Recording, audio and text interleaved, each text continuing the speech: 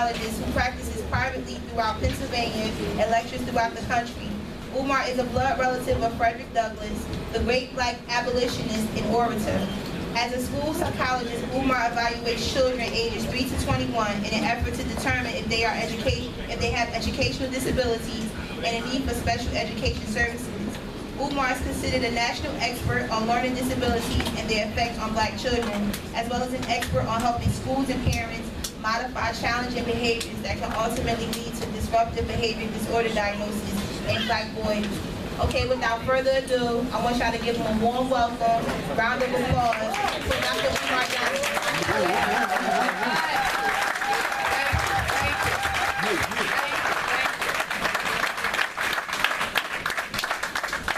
Newark, New Jersey, make some noise!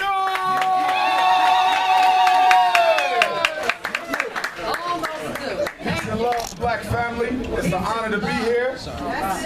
I appreciate y'all for waiting. You did a better job than I did. No, don't say that. You did the job. No, I mean it in a good way. Right. But this is only my second time speaking to the public in Newark. The first was in 2012 when Brother Ali McBride of African Echoes brought me in to speak. So it's been 2 long years and a lot has happened and transpired. First and foremost, I want to deal with what I'm known for, and that is the psychoacademic holocaust against black boys. The school year has just started, and most of you are parents or grandparents, and if you're not, you at least have a relationship with a young man who you care and love. So let's deal with a couple facts that you need, a couple of strategies that you can use, a couple of tools that can help you keep a young man from being the latest victim in America's mass incarceration process. Number 1, miseducation is the process of deliberately undereducating black boys from preschool until the 2nd grade. It is by design, it is deliberate, it is not a mistake, it is intentional. From 3rd grade to 6th grade, they special educate the black boy.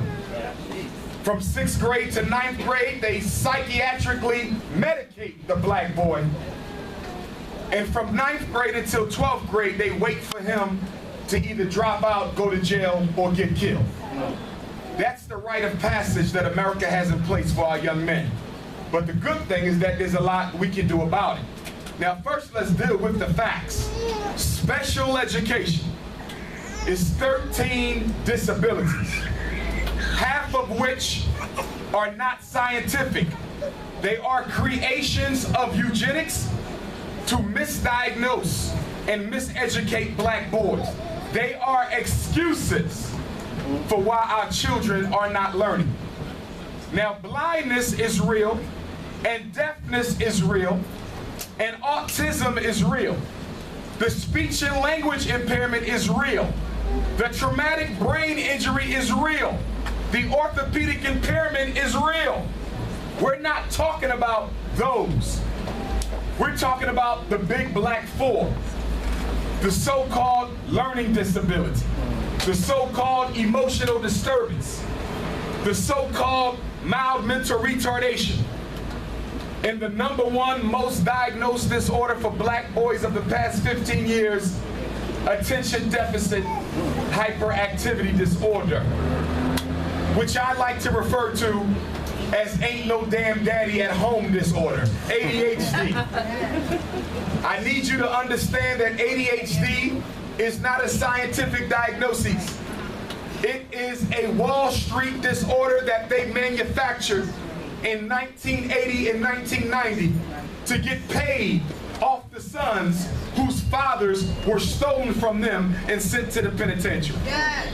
Isn't there something wrong with a system that will lock a black man up for 5 or 10 years mandatory for selling narcotics, and then turn around and give that same black man's son who they locked up for selling narcotics, give him narcotics so he can sit still long enough to be miseducated by middle-class white females who don't give a damn about him in the first place.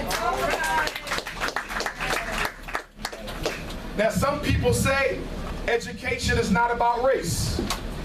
At present, I am a school principal up in Pennsylvania. I decided to take on the principalship. It's not my first time, but I said, let me go back into the school and kill some time as you guys help me build the Frederick Douglass and Marcus Garvey Academy. All right. So, I'm a principal. And when I leave you guys tonight, I'll ride back up to Central PA and get ready for this upcoming week. I would not stand here and say that every white female has it out for the black male child. I'm not going to say that. There are exceptions to the rule.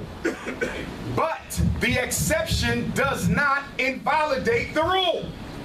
In the general scheme of things, the average black boy will have an issue being educated by the average white female. One of the biggest issues we have in the black community is we're still debating the concept of good white people. And we have to get past the concept of good white people. Because white supremacy isn't based on a white person's attitude towards you. A white person can have a very pleasant, a very cordial, a very warm, a very respectful attitude, but politically and economically, they are still committed to the doctrine of white supremacy.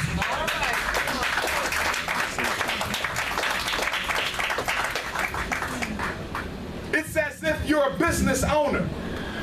You sell sneakers. The business next door also sells sneakers.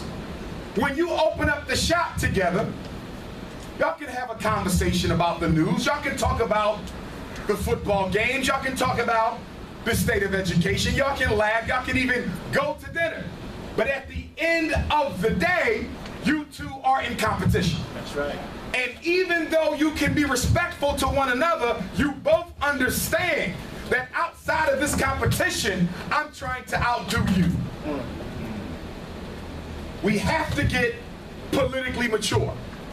And the doctrine of color blindness that we have been fed from the church is a doctrine that is killing black people, because we are the only people in this country and we are the only people in this world who feel shameful, who feel bad, who feel insecure about being for yourself first. That's right.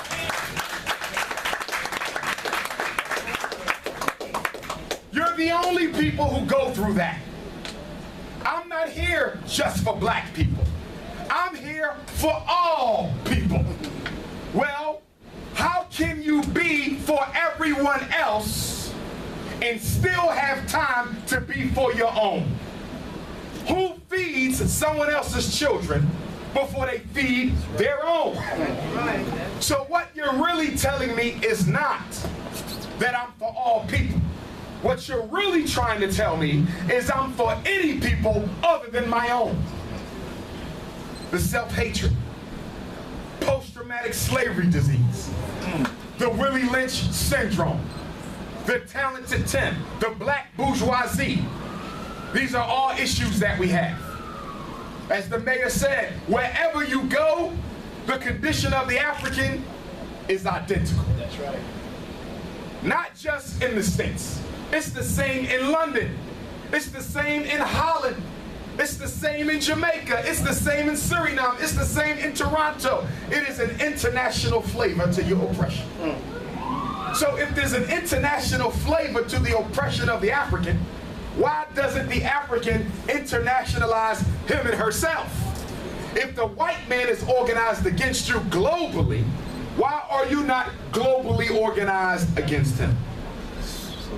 The doctrine of divide and conquer, separate and rule, continues to be the order of the day for African people. And we add to that by fighting over religion. Right. Who's right, the Sunni Muslim or the Baptist Christian? Who's right, the Guys and Earths or the Hebrews? Who's right, the Nawapians or the black nationalists? Who's right?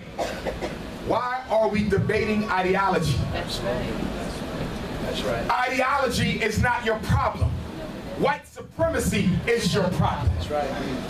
And unfortunately, in this thing that we call a conscious community, we are just as asleep, and we suffer from just as much post-traumatic slavery disease as the brothers and sisters we claim to be unconscious.